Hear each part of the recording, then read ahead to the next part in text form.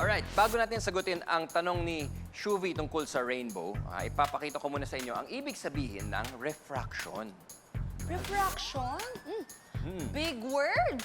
Parang ang complicated to explain. Parang lang naman, pero ang totoo, matutunan natin yan sa tulong ng simpleng magic. Okay? Ready? I believers, nakita niyo tong word na to. Okay, a simple three-letter word na mom. Okay?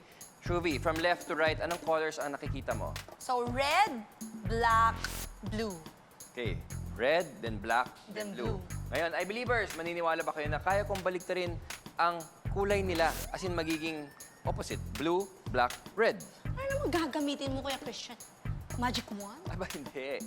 Itong baso lang na may lamang tubig. Okay, tingnan nyo ha. Tatapat ko siya dito. Oh, ayan na. Nasaan na yung blue?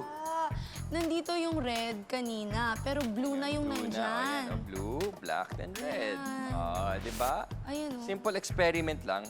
Naintindihan natin yung idea ng refraction. Di ba? Oh, galing, no? Yan ang magic ng science at yan ang refraction, okay? So dahil pabilog ang baso, naiiba ang direction ng light wave pag tumama dyan. Kasabay na ng pag-iba ng tingin natin sa nakasulat dyan sa word. Galing naman yan. Okay, ngayon naman, sagutin na natin ang tanong mo tungkol sa bahaghari o rainbow. Mas maganda yan. Panoorin natin to. Ano ang makikita mo pag dalawang beses na-reflect ang liwanag sa iisang patak? A. A bigger rainbow. B. A circle rainbow. O C. A double rainbow. Ang tamang sagot ay C, double rainbow.